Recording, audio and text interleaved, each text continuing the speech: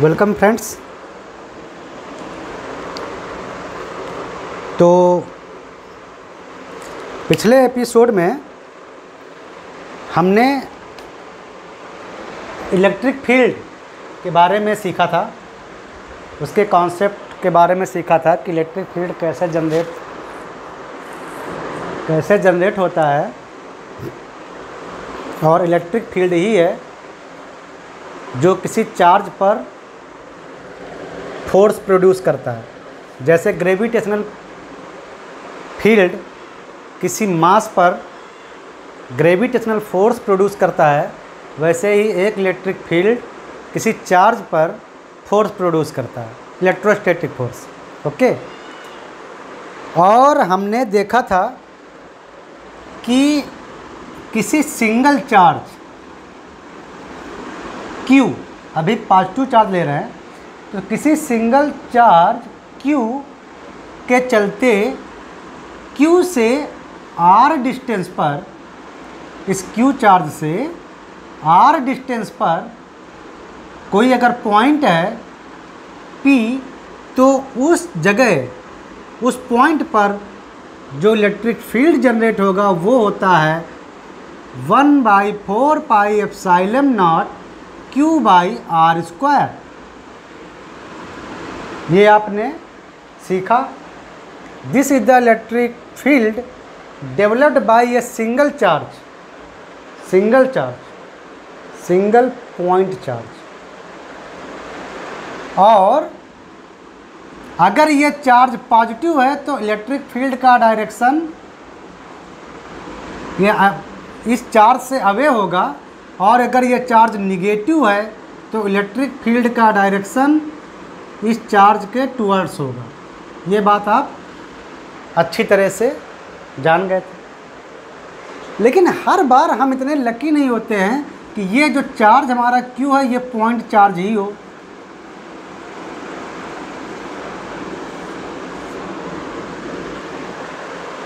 हर बार इतने लकी नहीं होते। हमेशा हमको पॉइंट चार्ज नहीं मिलता है कैलकुलेशन के लिए।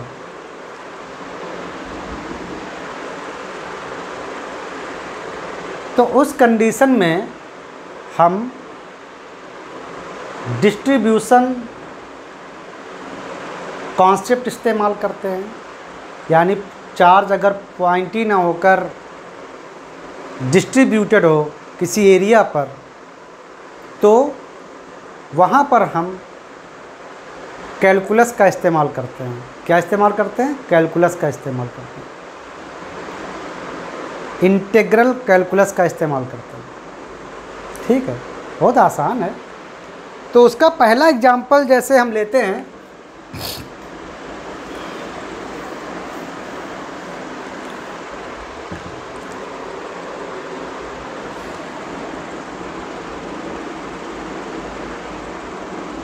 एक रिंग। ये एक रिंग है। इस रिंग को अगर आप सामने से देखो तो एकदम गोल है।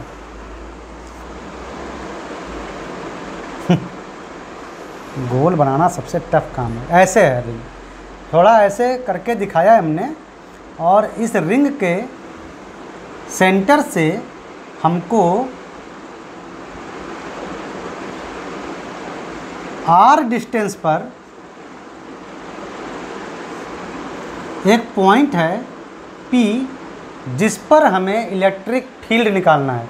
इस पॉइंट P पर हमें इलेक्ट्रिक फील्ड निकालना है कि इस पॉइंट P पर इलेक्ट्रिक फील्ड कितना होगा। इस रिंग की जो रेडियस है वो है R, और रिंग एक मेटल की बनी है या नॉन मेटल, कुछ भी वो कह लो। इस रिंग पर टोटल चार्ज जो है वो +Q है थोड़ी देर के लिए। या आप सिंपली आप Q लिख लो। +Q इसलिए बोल रहे हैं कि थोड़ा हमको आराम रहेगी दिखाने में। ठीक है, +Q -Q ये लिखने से केवल इलेक्ट्रिक फील्ड की डायरेक्शन पर असर पड़ेगा। पॉजिटिव चार्ज से इलेक्ट्रिक फील्ड जो रिप्रेजेंट करते हैं वो अवे रिप्रेजेंट करते हैं, और निगेटिव चार्ज है तो इलेक्ट्रिक फील्ड उसके इनवर्ड मतलब उसकी ओर रिप्रेजेंट करते हैं। बस यही फ़र्क पड़ेगा। तो ये हमारी एक रिंग थी, रिंग मेटल की बनी एक रिंग, ठीक है, रिंग। तो ये जगह खाली है, बस इतने में ही मेटल है, नॉन मेटल भी हो सकता है, दोनों। प्लस Q चार्ज है और उस रिंग की रेडियस R है। उस रिंग से सेंटर से ऐसे R डिस्टेंस पर, सिंपली ऐसे यहाँ R डिस्टेंस पर, तो इसीलिए हमने इसको ऐसे दिखा दिया कि ये रिंग है, रिंग ऐसे है और यहाँ से R डिस्टेंस पर बिल्कुल ऐसे R, ऐसे इस साइड में। तो वो दिखाने का मतलब वही है, ऐसे उस साइड में हमने दिखा दिया बस। तो यहाँ पर हमें इलेक्ट्रिक फील्ड कैलकुलेट करना है।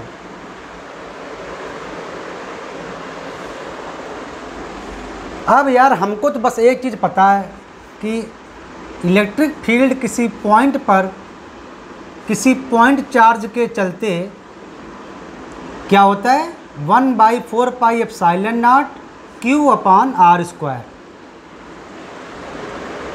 ये पॉइंट चार्ज के लिए है। तो अपने पास तो पॉइंट चार्ज है नहीं, अपना तो चार्ज भाई पूरी रिंग में है, क्या करेंगे? तो पहले कुछ करके इसको एक इस फॉर्म में लाते हैं कि हमको पॉइंट चार्ज के फॉर्म में, कहीं तो हमको एक पॉइंट चार्ज के फॉर्म में लाएं जिससे कम से कम ये फार्मूला लगा पाएँ, नहीं तो हम लगा ही नहीं पाएंगे। क्योंकि ये जो हमको अभी तक का जो नॉलेज हुआ है इलेक्ट्रिक फील्ड का फार्मूला, ये सिर्फ पॉइंट चार्ज के लिए है, जब चार्ज एकदम पॉइंटी हो। जो Q चार्ज है बिल्कुल पॉइंटी चार्ज हो, पॉइंट चार्ज, वहीं से हम किसी दूसरी जगह का इलेक्ट्रिक फील्ड कैलकुलेट करते हैं। यहाँ तो हमारा चार्ज रिंग पर डिस्ट्रीब्यूटेड है, तब क्या करेंगे? कुछ मत करो। देखो हमने एक रिंग का ये व्यू बनाया है और एक खड़ा खड़ा व्यू बनाया है, ठीक है। इसी को ऐसे मोड़ के से बनाया है ताकि आपको समझने में थोड़ा आसानी हो। ये रिंग का रेडियस O है, रिंग का centre not radius, radius R है। क्या करो कि एक ये जगह पे बहुत छोटा सा एलिमेंट लो, बहुत छोटा एलिमेंट, लाइक पॉइंट। हमने यहाँ पर एक पॉइंट एलिमेंट लिया और इस पॉइंट की एलिमेंट की जो लेंथ है थोड़ी देर के लिए मान लो dl है। क्या है?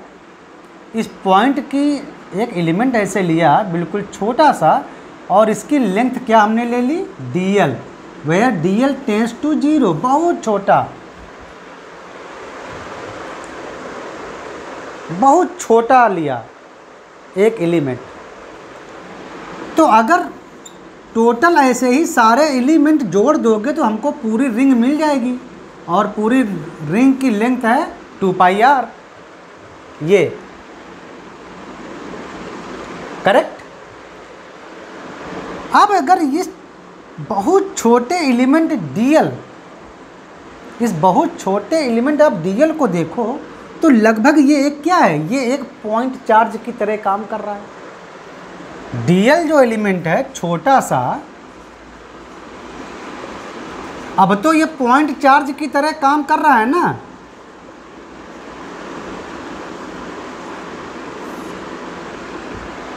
ओके, इसका मतलब कि अगर इस dl एलिमेंट पर जितना चार्ज है उसका तो यूज हम इस फार्मूले पर कर ही सकते हैं ना। यही कॉन्सेप्ट, हमको डिस्ट्रीब्यूटेड जो चार्जेस हैं उन पर हमको एक पॉइंटी चार्ज निकालना होता है, एलिमेंट, पॉइंटी एलिमेंटल चार्ज, और उसका इस्तेमाल हम अपने पॉइंट चार्ज के फार्मूलों पर करते हैं और फिर उसका इंटीग्रेशन करते हैं होल बॉडी पर, जितना वो डिस्ट्रीब्यूटेड चार्ज है पूरी बॉडी पर, और हमारा प्रॉब्लम सॉल्व हो जाता है। तो जैसे एक ये एलिमेंट जो है जो लिया था वो यहाँ पर दिखाओगे तो कुछ ऐसा दिखेगा यहाँ पे। ओके, अब देखो ये एलिमेंट के चलते जो इस पर इलेक्ट्रिक फील्ड जनरेट होगा, तो वो इलेक्ट्रिक फील्ड जो होगा वो क्या होगा, जो भी होगा, चूँकि हमने पॉजिटिव रिंग लिया है तो उसकी डायरेक्शन इस पॉइंट पर मिलाने वाली रेखा से अवे यानी इस साइड में होगी, ई, थोड़ी देर के लिए ई। और हमने बहुत छोटा एलिमेंट लिया है तो यहाँ पर इसको डी लिख लो, करेक्ट। और सिमिलरली अगर अपोजिट वाला आप चार्ज उठा लो, ये याद रखना सिमेट्री का हम यूज करते हैं। अगर आपको कैलकुलस का यूज करना है तो इस चीज़ पर तो आपका फोकस होना ही चाहिए, सिमेट्री पर। तो अगर आप सिमेट्रिकली देखो, सिमेट्रिकली हमने अपोजिट पॉइंट लिया यानी यहाँ पर सेम लेंथ का डीएल का, तो ये भी एक पॉइंटी चार्ज की तरह काम करेगा। और इसके द्वारा जो इस पॉइंट पर, इस पी पॉइंट पर इस एलिमेंटल चार्ज, एलिमेंट है ना, एलिमेंटल चार्ज या एलिमेंटल चार्ज के चलते जो इस पर जो प्रोड्यूस होगा इलेक्ट्रिक फील्ड, वो इसको मिलाने वाली लाइन के अलॉन्ग होगा, लेकिन ये भी इस साइड में होगा दूर, क्योंकि हमने पॉजिटिव लिया है तो ये हो गया।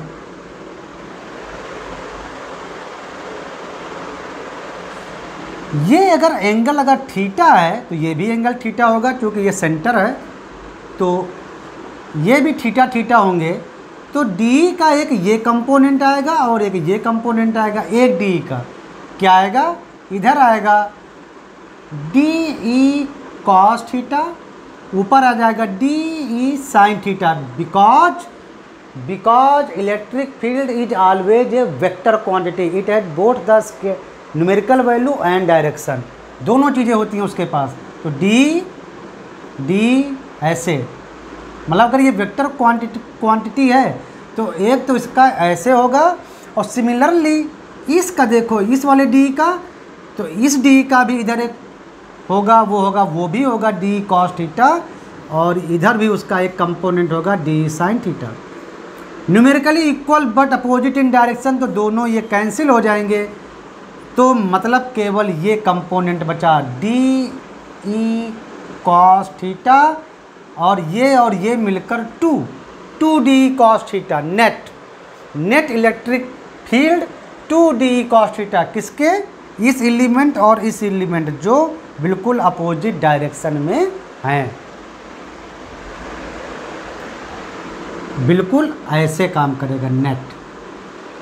तो सिमिलरली अगर हम और अपोजिट डायरेक्शन को लें, जस्ट अपोजिट, ऐसे, तो इनका भी बिल्कुल, क्योंकि ये सिमेट्रिक है ना, तो अभी जैसे हमने ये दो अपोजिट एलिमेंट लिए तो हमारा जो नेट इलेक्ट्रिक फील्ड आया वो आया 2d cos theta along centre direction ये।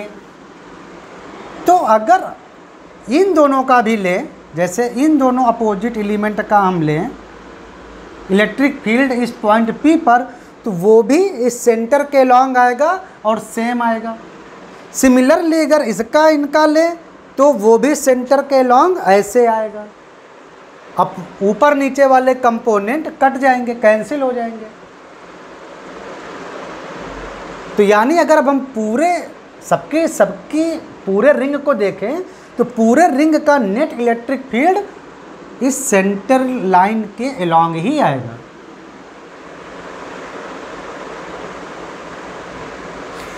और हम क्या कर रहे हैं कि हम आधी रिंग और आधी रिंग दोनों को ले के चल रहे हैं, भाई अपोजिट एंड ले रहे हैं ना, तो यानी हम एक तरह से दो हिस्से लेकर चल रहे हैं, तो हमारा जो नेट जो कैलकुलेशन है वो कंप्लीट हो जाएगा।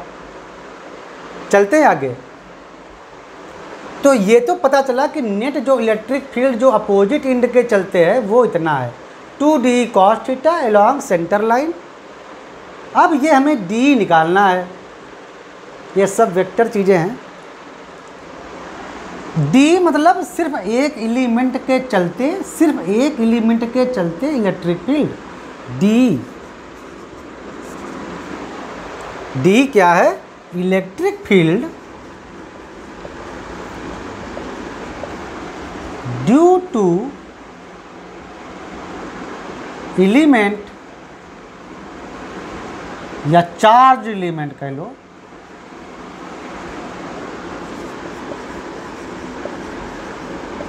डीएल,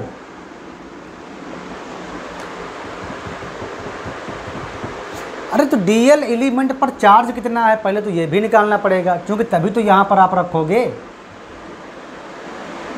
एक तरह से इस डीएल एलिमेंट, इस फार्मूले का अगर यूज करना है तो डीएल एलिमेंट पर कितना चार्ज है, तो डीएल एलिमेंट पर चार्ज अगर हम स्मॉल डी क्यू लिखें जो कि एक पॉइंट चार्ज जैसा है, तो वो होगा, कैसे निकालेंगे, देखो पूरा चार्ज जो प्लस क्यू चार्ज है वो पूरी रिंग पे है, पूरी रिंग की लंबाई 2 पाई आर है, तो अगर 2 पाई आर लेंथ पे चार्ज कैपिटल क्यू है तो ओनली डीएल लेंथ पे चार्ज कितना आ जाएगा, Q by 2 pi r DL.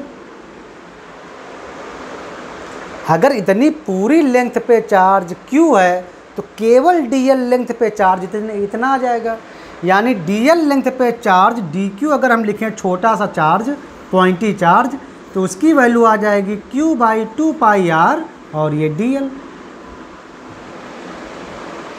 अब हम इलेक्ट्रिक फील्ड निकालते हैं केवल एक एलिमेंट चार्ज के चलते, वो है जिसको हम डी बोल रहे हैं, तो d equal to 1/4 pi epsilon naught charge, यानी पॉइंटी चार्ज, यहाँ पर हम वही डी क्यू, ये सिर्फ पॉइंट चार्ज बता रहा तो डी क्यू अपान, लेकिन इस एक एलिमेंट को अगर आप इसको लो तो यहाँ से डिस्टेंस कितनी है, ये √r², ये r है ना, ये r और प्लस ये स्मॉल r²,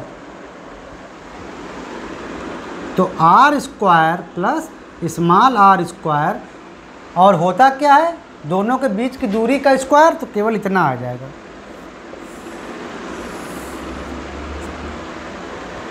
और उसकी डायरेक्शन ये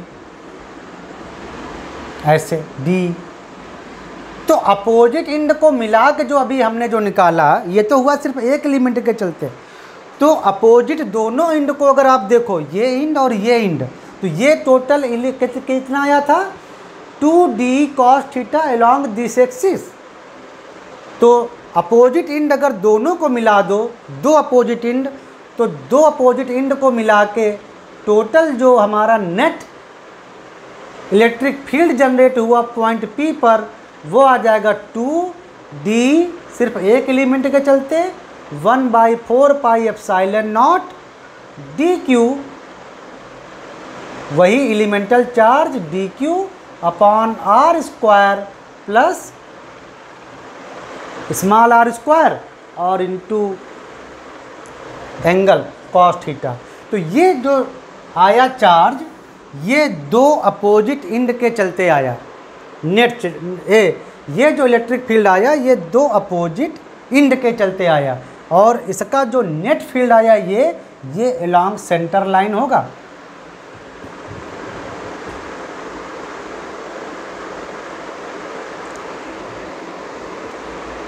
क्लियर हुआ? तो ये आ गया आपका 2 into 1/4 pi epsilon naught D Q, यानी ये एलिमेंट, जितना ये एलिमेंट पर चार्ज था ये वाला डी क्यू, इसकी वैल्यू लिखेंगे क्यू बाई 2 पाई आर और ये D L into 1/r² plus small r², और इंटू यहाँ से देखो, यहाँ से इसकी वैल्यू कितनी आएगी, r by base by r² plus small r² का रूट।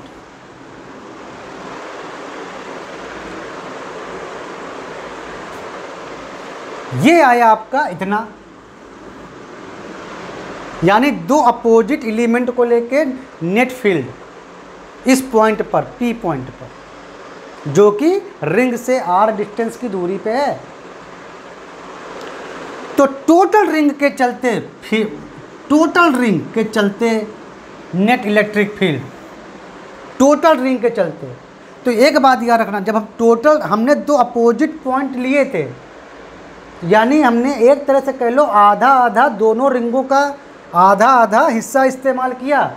इस रिंग के आधे पार्ट और आधे पार्ट के दोनों अपोजिट लिए ना एंड, तो नेट जो इलेक्ट्रिक फील्ड आएगा वो आ जाएगा डी, इसका इंटीग्रेशन, इसका कहाँ से कहाँ तक,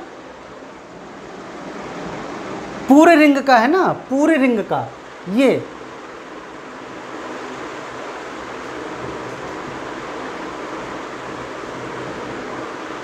तो ये आ जाएगा आपका 2 इंटू 1/4πε0, और पहले इनकी वैल्यू लिख लेंगे जो कांस्टेंट हैं, 2πr r square plus small square, ये और ये रूट है, रूट का मतलब होता है इसकी पावर 1/2, तो ये और ये मिलकर आ गया टोटल पावर 3/2। ये r भी कांस्टेंट है जो डिस्टेंस थी, r integration of the dl,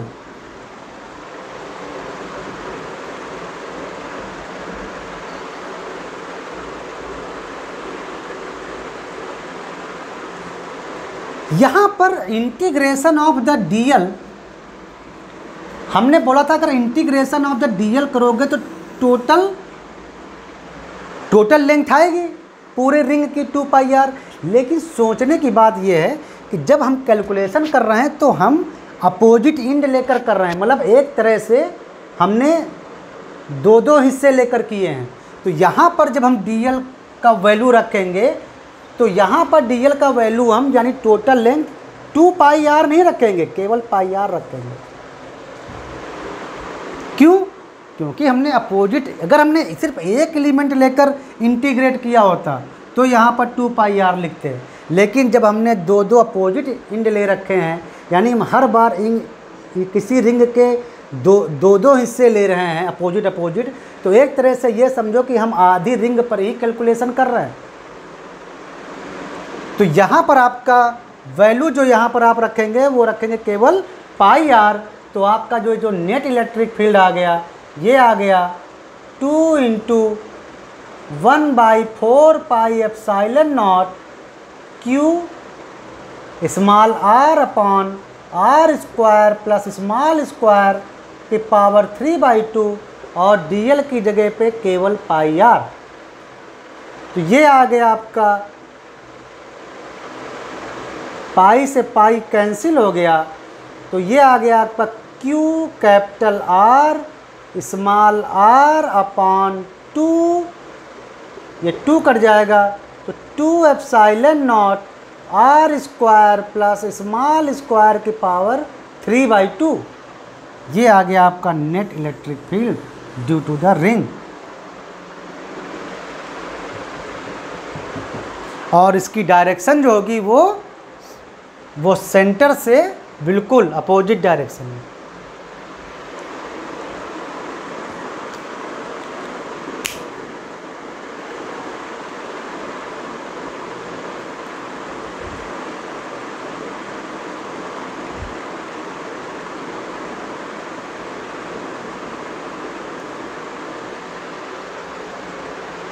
हम हर समय लकी नहीं होते हैं कि हमारे पास पॉइंट चार्ज हो,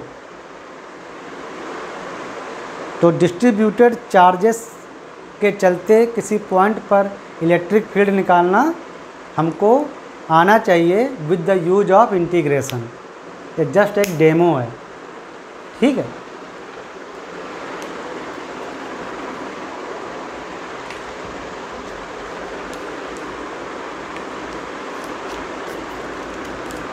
अगर हमारे पास एक डिस्क होती,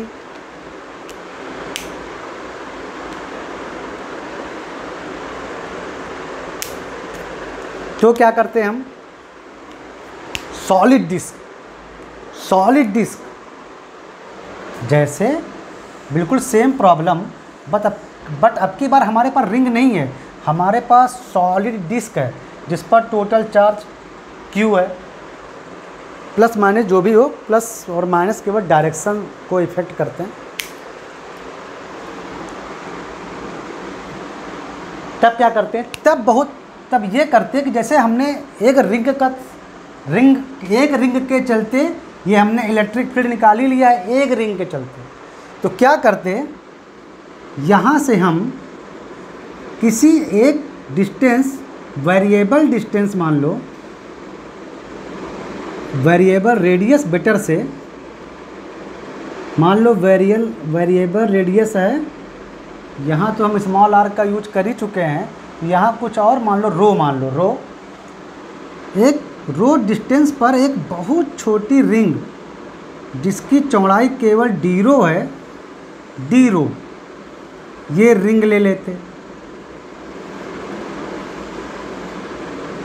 अब ये अगर डिस्क देखो तो ये डिस्क बहुत सी रिंगों से मिलके बनी है और वो रिंगें आपस में जोड़ दी गई हैं, जैसे ये रिंग,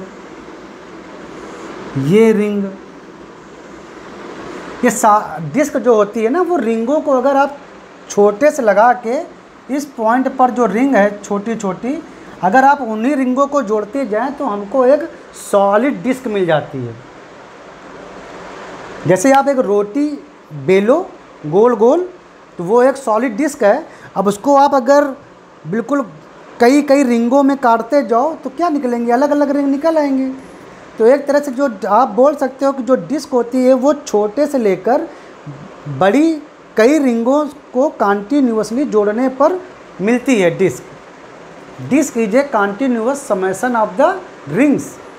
तो एक किसी रिंग जिसकी रेडियस स्मॉल रो है, ये रो है, स्मॉल नहीं रो है, तो उसके चलते आप एक इलेक्ट्रिक फील्ड निकाल लेंगे। फिर आप रो का इंटीग्रेशन कर देंगे, रो मतलब रेडियस का, कहाँ से, रो 0 से लेकर रो इक्वल टू आर।